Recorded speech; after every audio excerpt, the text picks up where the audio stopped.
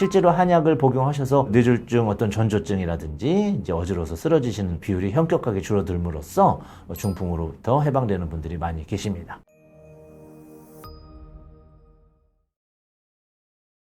안녕하십니까. 이번 시간에는 중풍 환자의 어지럼증과 말초성 어지럼증인 뇌의 어지럼증을 혼동할 수 있기 때문에 구별하는 법에 대해서 알려드리면서 중풍인지 아닌지 구별하는 법도 조금 언급을 해드리도록 하겠습니다. 굉장히 어지러운, 즉 어지러워서 바닥에 딱 붙어가지고 꼼짝도 못하는, 빙글빙글 돌아서 막 천장이 도는 이런 어지러움은 사실은 걱정을 덜 하셔도 됩니다.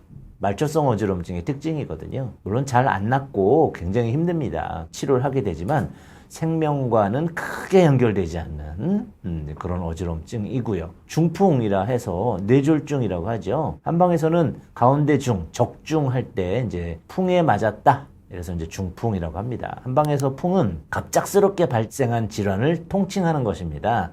풍이라고 해서 뭐든지 뇌의 문제는 아니고요. 피풍증, 기타 다른 여러 가지 혈풍증, 이렇게 풍이 들어가는 병들이 많이 있습니다만 걱정하지 않으셔도 되고요. 갑작스럽게 온다라는 거. 그 중에 중풍은 이제 뇌경색과 뇌출혈을 포함한 뇌졸중과 이제 같은 말이 되는 것이죠.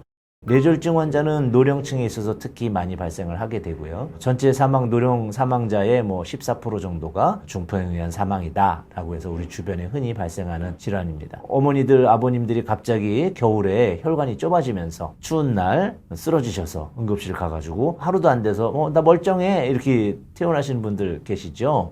그러나 주의하셔야 됩니다. 그것이 조만간 꽉 막히거나 터져서 이제 중풍으로 반신불수라든지 언어장애를 동반할 수 있는 가능성을 비치신 거거든요. 이 어지럼증은 생각보다 왜 어머니들이, 아버님들이 일찍 퇴원을 하시려고 하냐? 어지럼증이 미약합니다.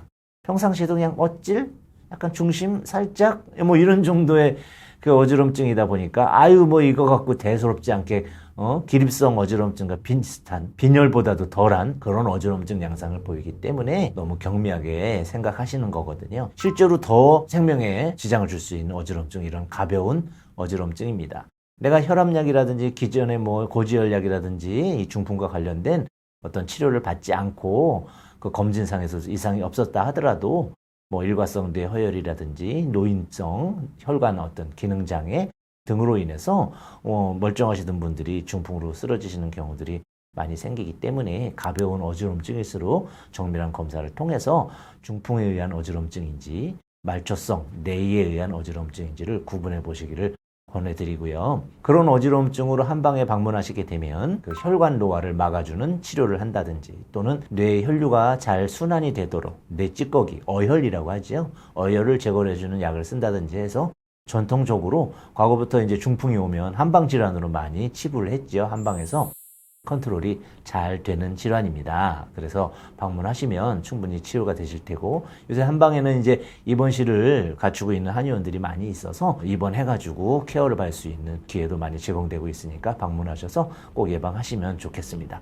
실제로 한약을 복용하셔서 뇌졸중, 어떤 전조증이라든지 이제 어지러워서 쓰러지시는 비율이 현격하게 줄어들므로써 중풍으로부터 해방되는 분들이 많이 계십니다. 예방 꼭 권해드립니다. 감사합니다.